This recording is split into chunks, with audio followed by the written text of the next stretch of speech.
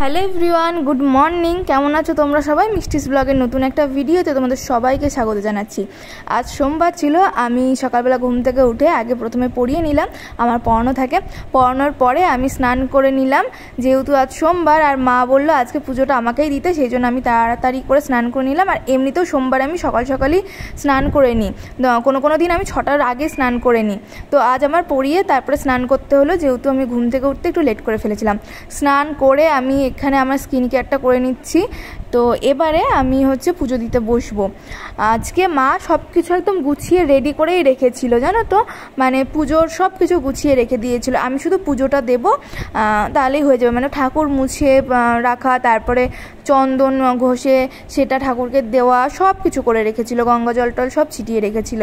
তো এখানে দেখো ফুলগুলো গরমের তাপে একদম নেতিয়ে গিয়েছে।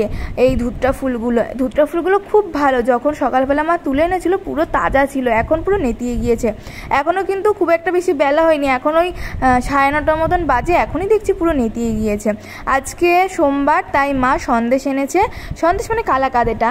তো প্রত্যেক সোমবারে আমরা চেষ্টা করি একটু ঠাকুরকে সন্দেশ বা মিষ্টি জাতীয় কিছু আর কি ভোগ দেওয়ার জন্য। তো আমি এখানে সব কিছু গুছিয়ে নিয়েছি। তো এবারে আমি ঠাকুরের পুজোটা দিয়ে নেবো। এই ফুলটা দেখো কি সুন্দর লাগছে, লাল জবাটা। মা আজকে বলেছে এই ফুলটা বড় মাকে দিতে, বড় মায়ের চরণে। কিন্তু বড় মায়ের ছবিটা না একদম পিছনে থাকার জন্য ঠিক ভালো করে বোঝা যাচ্ছে না। আসলে আমাদের তো সিংহাসন নেই, এই একটা চৌকির ওপরে আমরা সমস্ত ঠাকুরগুলোকে রেখে দিয়েছি। সোমবার, বৃহস্পতিবার এই দিনগুলো একটু পুজো দিতে লেটই হয়, মানে তাড়াহুড়ো করে পুজো দেওয়া যায় না। আর অন্যান্য দিন তো আমার মাই বেশিরভাগ সকালবেলা স্নান করেই পুজোটা দিয়ে নেয়। আর আমার মা, মানে যদিও বা আমি পুজো দিই পরে, তাহলে আমার মা সকালবেলাতে ঠাকুর সব কিছু গুছিয়ে রেখে দেয়, সিংহাসন টোন পরিষ্কার করে রেখে দেয়। আমি শুধু আর কি জল পাতসা ফুল টুল দিয়ে পুজো দিই। তো যেমন আজকে আমার মা সব গুছিয়ে রেখেছিল, আমি শুধু জল পাতসা দিয়ে পুজোটা দিলাম ফুল টুল দিয়ে। তো দেখো আমার পুজো দেওয়া একদম কমপ্লিট হয়ে গিয়েছে। আর এত ফুল পেয়েছে না যে পুরো সিংহাসনটা একদম ভরে গিয়েছে। আর একদম মন ভরে ঠাকুরকে আমি ফুল দিয়েছি। আসলে ঠাকুর যে অনেক ফুল দিলে সন্তুষ্ট হবে তা না, কি বলতো, অনেক ফুল দিয়ে পুজো করতে খুব ভালো লাগে। ঠাকুরের সিংহাসনটাও না দেখতে খুবই সুন্দর লাগে। এখানে যেমন দেখো কত রকমের জবা রয়েছে, লাল জবা রয়েছে, তার সাথে রয়েছে সাদা জবা, একটা আছে গোলাপি কালারের। তো অনেক রকমের জবা ফুল রয়েছে।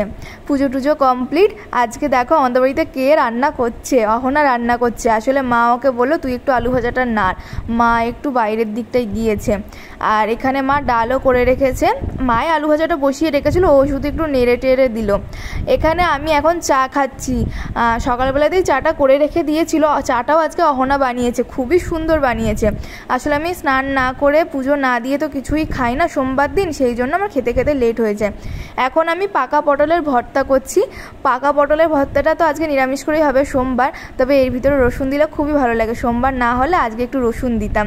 তো আমি আজকে সকালবেলাতে খাইনি, একবারে আমি দুপুরবেলাতে খাচ্ছি। আজকে দেখো দুপুরবেলার খাবারে কি রয়েছে, সকাল দুপুর একসাথেই আর কি, সকালেও যা দুপুরেও তাই। আমি একবারই খাচ্ছি। আজকে ছিল পাকা পটল ভর্তা, আলু ভাতে ছিল, সেটা লঙ্কা ভাজা দিয়ে মাখিয়েছিলাম। তার সাথে ছিল আলু ভাজা, পটল ভাজা, আর ছিল মুগের ডাল। মুগের ডালটাও খুব ভালো হয়েছিল আজকে। তো অনেক দিন পরে এরকম আর কি সিম্পল ডাল ভাত, তবে তার সাথে অনেক ভাজাভুজি হয়ে গিয়েছিল। তো মাঝে মধ্যে এরকম খেতে ভালোই লাগে। আমি ভাবছিলাম সয়াবিনের তরকারি করবো, মা বলো সয়াবিনের তরকারি করতে হবে না, আজকে ডালই থাক। এইদিকে অহনা এখন চুরমুর কিনে এনেছে, তবে আমি খাবো না আজকে, কারণ পেঁয়াজ দেওয়া রয়েছে বলে আমি খাবো না, ও একাই খেলো।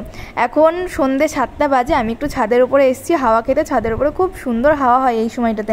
আজকের ব্লগটাও তাহলে এখানে শেষ করছি। আমার চ্যানেলে নতুন হলে সাবস্ক্রাইব করে দেবে, আর ভিডিওটা ভালো লাগলে লাইক, কমেন্ট আর শেয়ার করে দেবে।